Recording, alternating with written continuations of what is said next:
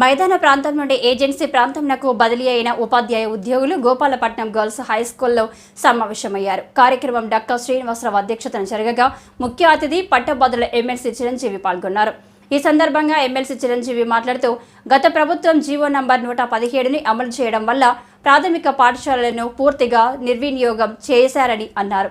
అన్యాయంగా 350 మంది టీచర్స్ ని మైదాన ప్రాంతం నుండి ఏజెన్సీకి బదిలీ చేశారని విద్యాశాఖ మంత్రి దృష్టికి తీసుకువెళ్లి న్యాయం జరిగేలా చేస్తారని హామీ ఇచ్చారు. అనంతరం ఉపాధ్యాయులు ఎమ్మెల్సీ చిరంజీవికి వినతి పత్రాన్ని అందజేశారు. ఈ కార్యక్రమంకు మాజీ ఉపాధ్యాయులు ఎమ్మెల్సీ గద్దె శ్రీనివాస్ నాయుడు, పిఆర్టీయూ ఉమ్మడి విశాఖ అధ్యక్షులు గోపీనాథ్, పిఆర్టీయూ విశాఖ జిల్లా అధ్యక్షులు తను, కార్యదర్శి నాగేశ్వరరావు, ఏపీటీఎఫ్ అధ్యక్షులు సిహెచ్ కరుణాకర్, కార్యదర్శి రామకృష్ణ, ఉపాధ్యాయులు తదితరులు పాల్గొన్నారు. నేను ఆయన గురించి ఎంక్వైరీలో మామూలుగా నేను తెలుసుకున్నాను. మా సభ్యుల మండలంలో ఉన్నటువంటి గ్రాడ్యుయేట్స్ అందరినీ కూడా మ్యాక్సిమం ఫోన్. గతంలో వైసీపీ ప్రభుత్వం జీవో నెంబర్ 117ని అమలుపరచడం వల్ల ప్రాథమిక పాఠశాలలో పూర్తిగా నిర్వీర్యం చేసేశారు. 3, 4, 5 తరగతులు తీసుకువెళ్ళి ఉన్నత పాఠశాలలో కలపడం జరిగింది. దీనివల్ల ఈరోజు ఆంధ్రప్రదేశ్ రాష్ట్రంలో ప్రాథమిక పాఠశాలలో అడ్మిషన్లు సుమారు 5 లక్షల పైగా తగ్గిపోయాయి. ఏకోపాధ్యాయ పాఠశాలలు సుమారు 11,000 ఏకోపాధ్యాయ పాఠశాలలు రాష్ట్రంలో కనిపిస్తున్నాయి.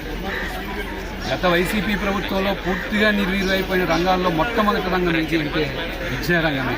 సర్వనాశనం అయిపోయింది ఈ విద్యారంగం.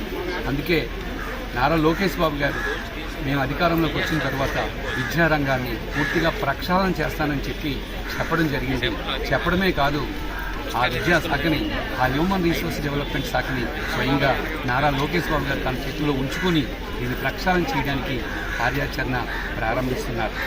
అందులో భాగంగా ఈరోజు అన్యాయంగా ఏజెన్సీకి వెళ్ళే సుమారు 350 మంది టీచర్లు ఈరోజు ఈ గోపాలపట్నంలో గర్ల్స్ హై స్కూల్లో కలవడం జరిగింది. వారిని అన్యాయంగా ఏజెన్సీకి పంపించడం జరిగింది. మమ్మల్ని ఎలాగైనా సరే క్రిందకి పెంచాల్సిన అవసరం ఉందని చెప్పి వారు తమ బాధల్ని తెలియపరచడం జరిగింది.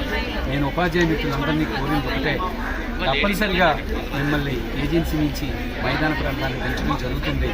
అయితే ఇలా జరిగేటప్పుడు, ఈ ప్రక్రియను ప్రారంభించేటప్పుడు లీగల్ ఇష్యూస్ మళ్ళీ కొత్తగా తలెత్తకుండా, టెక్నికల్ ఇష్యూస్ కొత్తగా తలెత్తకుండా, మళ్ళా నూతన సమస్యలు ఏవి ఉద్భవించకుండా మీరు ఒకసారి కూర్చొని విధానంగా ఆలోచించి చర్చించుకుని మనకున్న మార్గాలు ఏంటి, ఆ మార్గాలు మీరు వెతకండి అని చెప్పి నేను ఉపాధ్యాయ మిత్రులందరినీ కోరడం జరిగింది. వారు ఒక వారం 10 రోజుల్లో సరైన నివేదికలు గారు మాకు అందిస్తే దీన్ని మేము యూనియన్ ద్వారా లోకేష్ బాబు గారి దృష్టికి తీసుకువెళ్ళి ఖచ్చితంగా వారి సమస్యని పరిష్కరిస్తామని వాగ్దానం చేయడం జరిగింది. ఆ దిశగా మేము చిత్తశుద్ధితో ప్రయత్నిస్తామని ఈ సందర్భంగా చెప్పడం జరుగుతుంది. Thank you.